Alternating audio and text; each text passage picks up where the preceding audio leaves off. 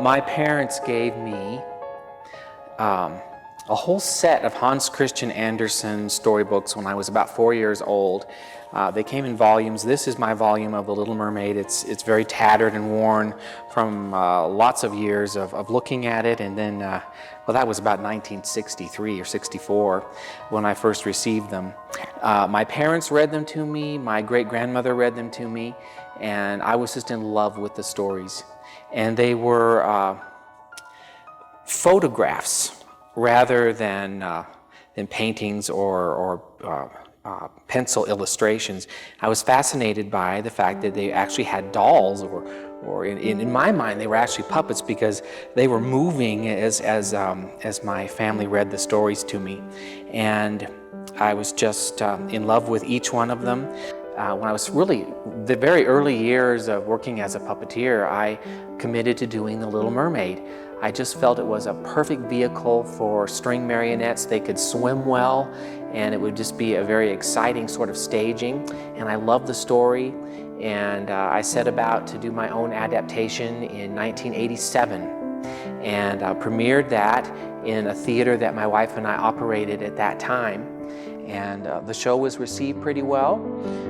Didn't know at that time, though, that Disney was working on its own version of The Little Mermaid that came out about 2 years later, and that changed the entire landscape of that story. It was a known story. I certainly knew it and loved it, but it wasn't like a front runner, maybe like Cinderella or some of the other ones we think of with fairy tales. But when the Disney version came out, things were different for me and my version. The animated movie was very popular, and I did not know how to really compete in my own small way with the theater that my wife and I had at the time with what Disney had done, because they changed the ending. The ending is a bittersweet one. I don't know whether to call it a tragic ending or sad ending, but it's bittersweet.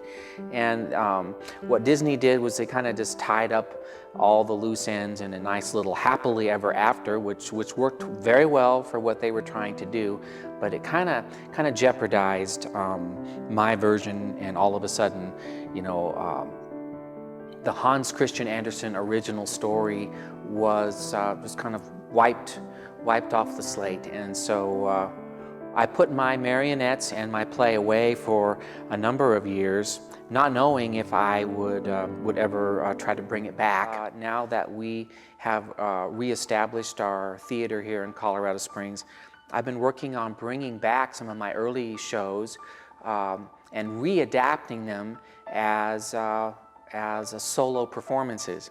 I've done this with Heidi, I've done it with Beauty and the Beast, I've done it with Tom Sawyer. These were all plays that my wife and I performed together. Again, we were completely concealed behind a backdrop for those, but now, in some capacity, I'm a part of the show.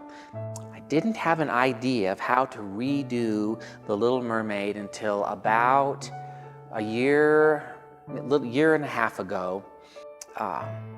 Faithful to Andersen's vision and narrative of what he wanted to create with that story, what he wanted to share and tell, but do it in a new way, a different way, from a different perspective.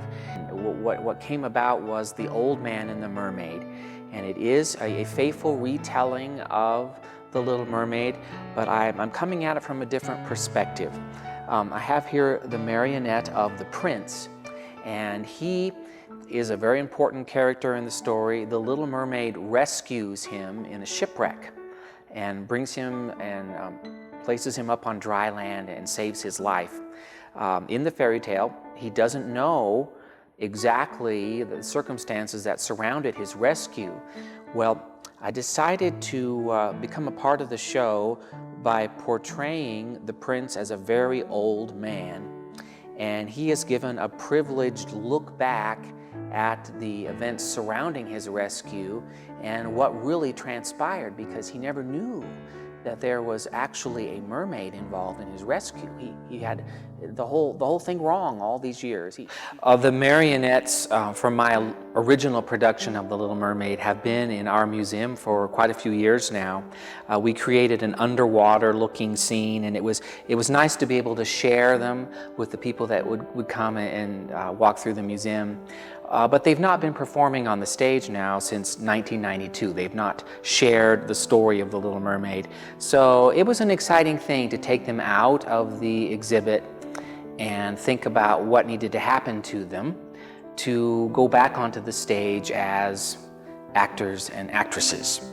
And one of the things that has changed through the years is that my original productions, where my wife Debbie and I were hidden behind the backdrops, the backdrop was between the action on the stage and us, but they stood at our feet. When I became a solo itinerant puppeteer, is that just for the ease of putting on a play, I needed to shorten the strings and bring them up to about my knee level. So I had to actually cut them down and restring them with new braided fish line. And the control that I use, actually that's what I hold when I'm performing the show. Early on in my early plays, the controls were hidden behind the backdrops. You never saw them. But now they're actually sort of on stage, and that doesn't really bother me, but I don't want them to be a distraction. So I actually cover the controls with kind of a black velvet so they don't reflect light. Again, I'm not trying to make them invisible. I just don't want them to be a distraction, because the distance from the marionette to the control is much shorter than it used to be. As far as adapting the script from my original 1987 direct adaptation of The Little Mermaid, it's interesting. A lot of the dialogue between the Little Mermaid and her father and her sisters and the Sea Witch and some with the prince, I kept it intact, which was actually made the process of readapting the script much easier, and also kind of carried me back to some of my original thinking and perspective on the story.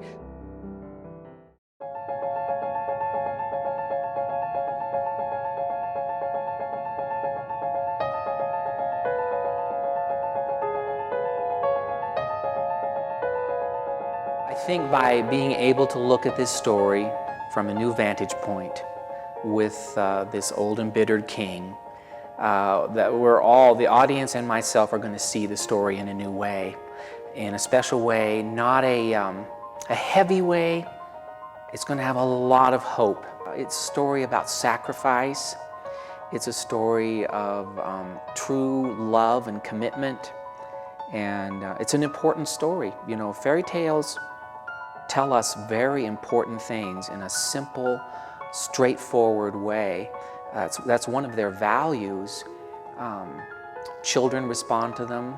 Adults need them, because sometimes they just strip away all the entanglements. We get all snarled in and share something very important and very special.